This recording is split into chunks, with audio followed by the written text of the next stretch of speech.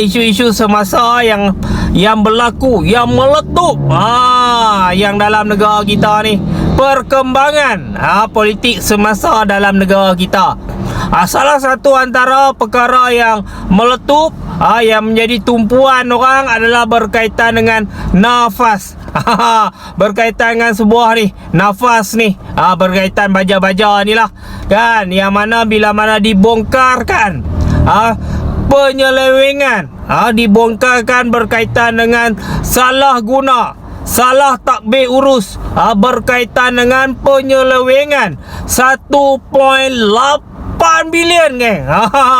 Ni mati hidup balik kita pun tak dapat macam tu dah duit 1.8 bilion. Salam sejahtera. Saya dapat laporan WhatsApp, walaupun dia WhatsApp, dia datang daripada sumber yang sangat kuat, membenteras rasuah. Rasuah terbentras. Benteraskan rasuah, benteraskan rasuah. Benteras, tak rasuah pun tuduh rasuah. Rasuah ini, kita benteras rasuah ini. Assalamualaikum geng, welcome back to my channel. Okay geng, Alhamdulillah. Okay, jadi hari ni aku nak share dengan hamba, aku nak cerita, nak beritahu kat hamba berkaitan isu-isu politik, isu-isu semasa yang berlaku, yang meletup yang dalam negara kita ni, perkembangan politik semasa dalam negara kita. Salah satu antara perkara yang meletup yang menjadi tumpuan orang adalah berkaitan dengan nafas.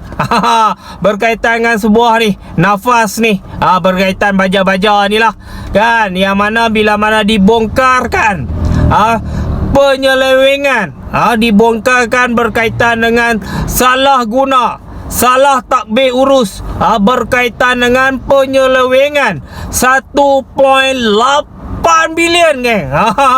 Ni mati hidup balik kita pun tak dapat macam tu dah duit 1.8 bilion. 10 keturunan, 100 keturunan makan tak habis. Berkaitan dengan baja-baja ni. Ni baja ni, nak bagi orang susah, baja subsidi. Mak pak kita yang nak buat bendang, nak buat segala mak nenek ni tuan-tuan, benda ni pun diselewengkan, dimakan. Lepas tu ada lah kata, habislah Cina nak ambil alih negara kita tuan-tuan. Hei, nafas tu semua orang Melayu kita tuan-tuan. Ni nak kata ni. Ni nak kata orang Melayu kita yang makan tuan-tuan, makan hasil. Kau ingat peluh yang sepatutnya membantu, yang sepatutnya membantu mak bapak kita ni meningkatkan hasil pertanian, benda ni pun nak disonglap. Lepas tu hilang kuasa, hilang pengaruh politik, tak boleh jadi kerajaan. Gunalah sentimen bangsa, sentimen kaum, sentimen agama, nak dapat kuasa balik. Bila dah diberi kuasa, makan habis harta, harta-harta yang patutnya diberi kepada golongan-golongan orang susah ni. Duit baja pun makan. Ya Allah, pelahap terang mana bangsa aku. Kan, apa benda lah nafas ni. Tengok bot dia pun semua orang kita, tak ada Cina DP langsung kan. Sudah-sudahlah kan, berhenti. Sini aku nak share dengan hamba lah kan. Lepas tu benda yang kedua aku nak share dengan hamba kan, kalau kita tengok tarikh-tarikh dia tu, tarikh-tarikh yang dikatakan diseleweng, disonglap tu adalah ketika rasuah Timbalan Menteri Nik Zawawi ni daripada PAS, yang mana baru-baru ni dalam parlimen, dia duk kata dapat laporan daripada WhatsApp lah, laporan daripada TikTok, rasuah beranak makan budu lah, sebut macam makan makan dekat Arab dari kecil mak pak dah sumbat budu lah, sembang putu dak rasuah apa benda lah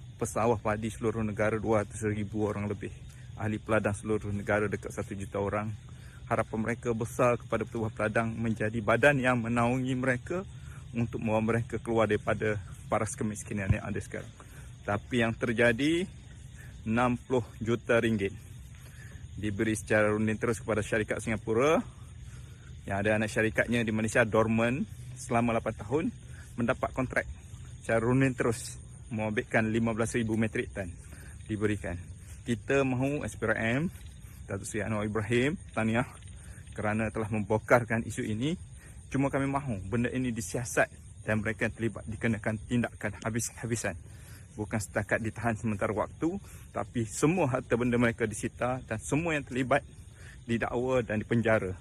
Bukan lagi 12 tahun kemudian diampunkan, seboleh-bolehnya hukuman 100 tahun kerana mereka telah mengkhianati hampir 1 juta peladang seluruh negara.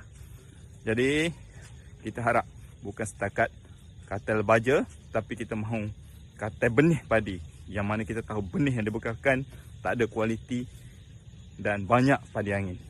Selain daripada itu, kartel import pertanian membabitkan racun, jentera, input-input pertanian lain. Kita mahu kerajaan bongkar, terutamanya kes-kes kilang padi yang menindas pesawah-pesawah padi di seluruh negara. Kita doakan kerajaan yang ada ni berjaya dan insya-Allah bekalan beras putih tempatan akan ada balik dan pesawah-pesawah padi di seluruh negara akan terbela. Terima kasih banyak kerajaan yang membantu kami. Assalamualaikum.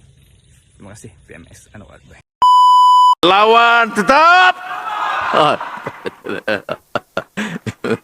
Ini sekarang heboh pasal nafas. Ya, itu terpulang pada siasatan. Tapi kita nak yang ambil, yang dapat baja benih ini, kita nak supaya harga patut. Yang import cara betul, itu sahaja. Saya dah lama marah pada kartel ni. Kartel ni mana apa? Mana kelompok kecil jaga dia, bukan jaga rakyat. Jadi kena faham mengapa siasatan dilakukan. Siapa saja tanpa kecuali ada kes SPRM masuk.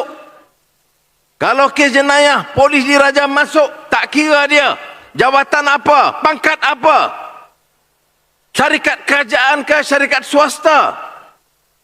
Nafas betul bebas, tapi di bawah penguasaan Menteri Pertanian dan Keterjaminan Makanan. Baru ini kes khazanah. Itu khazanah pengurusi sekarang Perdana Menteri. Tapi saya tak halang siasatan. Sama ada kes dulu, ya ini kes dulu. Tapi kalau kes sekarang pun, ada saja laporan sama ada Perdana Menteri pengurusi atau tidak. Kalau salah siasat, kalau salah dakwa, kalau salah hukum, saya tidak peduli. Baru boleh kita perintah dengan adil. Ya. Jadi saya harap rakan-rakan terutama penjajah-penjara kecil tahu bagaimana saya nak bela. Rakan-rakan tahu gaji semua naik pegawai kerajaan. Kerana apa? 12 tahun tak naik.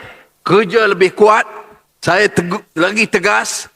Tak tolak ansur. Jadi bagilah yang adil kepada dia. Menteri. Timbalan Menteri. Potong lagi 20%. Perdana Menteri tak ambil gaji lagi. Wah, tapi kata mana tak ambil gaji? Malaikat kata ambil gaji. Tak ambil gaji pun kena marah. Saya bercakap dengan Azizah, geram-geram, ambil lah gaji tahun depan. Tengok nak kata apa pula. Ha tu, dulu tak mau ambil gaji, sekarang ambil gaji pula. Salah juga. Ni apa punya perangai huduh tengah ni? Ya. Ini maknanya cemburu. Saya bukan miskin. Saya tak ambil gaji, saya tak miskin. Elok ahli parlimen saya ambil. Azizah pun ada ahli parlimen. Cukuplah. Rumah ada kerajaan bagi. Naik kapal terbang, kereta terbang kerajaan. Naik kereta kerajaan. Dah berjuang lama. Khidmatlah kepada rakyat. Ini yang saya nak lakukan. Pun kena maki lagi. Ini mana punya kartel melingkup pula ni dah. Okey guys, ada satu berita baru lah iaitu kita dengar bahawa SPRM sekarang ni tengah membongkar satu aktiviti kartel baja dekat sektor padi lah. Yang mana ada satu pertubuhan ni dia dapat kontrak bernilai 1.8 bilion. Ini kontrak 1.8 bilion tau. Hampir kepada 2 bilion. Bukan puluh juta, bilion guys. Dan kalau korang ingat semasa event Maha yang lepas, Perdana Menteri pun dia ada kata bahawa amalan kartel monopoli import baja ni patut dihentikan lah. So dia mengakui lah bahawa aktiviti pengimportan baja ni masih wujud kartel lagi. Normally government akan bagi kontrak tu kepada pertubuhan, and then pertubuhan dia akan lantik syarikat ni dan syarikat tu akan bawa masuk baja lah. Tapi baru-baru ni yang menjadi masalahnya adalah Kantol sebuah syarikat ni dia adalah sebuah syarikat yang tak aktif bertahun-tahun. Specifically sejak 8 tahun lepas lah. Akan tetapi tiba-tiba pula dia dapat kontrak baja ni. Macam mana pula tu? Tak ada bisnes tiba-tiba dapat kontrak. Kemudian bila disemak-semak-semak, dia punya parent company ni bukan dekat sini tau, tapi dekat Singapore. And then timbul satu persoalan lah bahawa macam mana company ni boleh dapat kontrak daripada pertubuhan. And for this specific company, dia dapat kontrak tu bernilai 60 juta lah.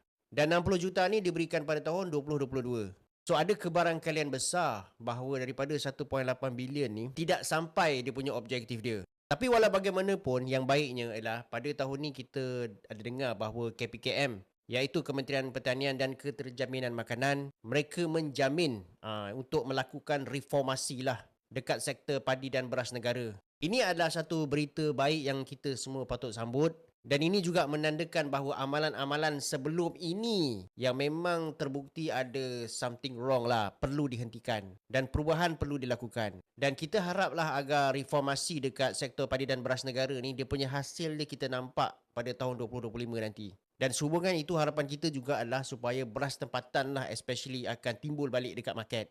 Okey guys, ada sebarang pandangan jangan lupa letak dekat ruangan komen dan saya haraplah kita sama-sama menyokong reformasi dekat sektor padi ni.